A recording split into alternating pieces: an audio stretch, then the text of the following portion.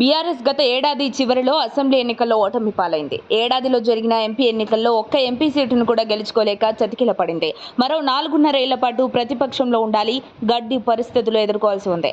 ఇప్పటికే గులాబీ పార్టీ అధికారాన్ని కోల్పోయాక వరుసగా ఎమ్మెల్యేలు కారు దిగి హస్తంగూటికి చేరుతున్నారు. ఇప్పటి వరకు 10 మంది ఎమ్మెల్యేలు, 6 ఎమ్మెల్సీలు కాంగ్రెస్ కండువాలు కప్పుకోగా త్వరలోనే మరికొందరిపై సీఎం రేవంత్ రెడ్డి ఆపరేషన్ ఆకర్ష్ ప్రారంభించనున్నట్లు ప్రచారం జరుగుతోంది. ఇప్పటికే ఇచ్చిన హామీలో ఒక్కొక్కటిగా అమలు చేసే దూసుకుపోతున్న వేళ అధికార కాంగ్రెస్ ప్రభుత్వాన్ని ఎరకాటంలో పెట్టడానికి బీఆర్ఎస్ కి దొరికిన అస్త్రం రుణమాఫీ. అయితే అది కూడా ఆగస్టు 17 లోపే రేవంత్ సర్కార్ 2 లక్షల రుణమాఫీ చేయడంతో బీఆర్ఎస్ చేతులెత్తేసిన పరిస్థితి వచ్చింది. ఇలాంటి గడ్డు పరిస్థితుల్లో కూడా కారులో జవసత్వాలు నింపేందుకు చేరికలు జరిగాయి. అది కూడా అధికార కాంగ్రెస్ నుండి అవడం గమనార్హం. ఆ చేరికలతో బీఆర్ఎస్ పార్టీలోకి సరికొత్త జోష్ వచ్చింది. గులాబీ జెండాపై గెలిచి పార్టీ మారిన కడియం శ్రీహరి అడ్డా స్టేషన్ గన్పూర్లో గులాబీ పార్టీ బలపడుతోంది.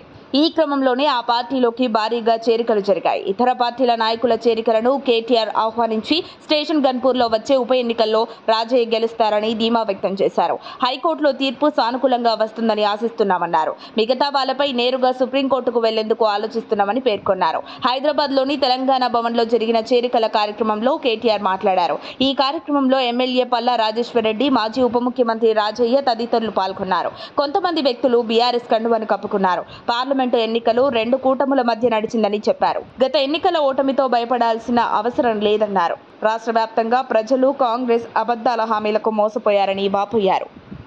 మరిన్ని అప్డేట్స్ కోసం మా కాయ్ టీవీని సబ్స్క్రైబ్ చేసుకోండి. మా వీడియో కనుక మీకు నచ్చినట్లయితే లైక్ చేయండి, షేర్ చేయండి. మీ విలువైన అభిప్రాయాలను కామెంట్ బాక్స్లో తెలియజేయండి.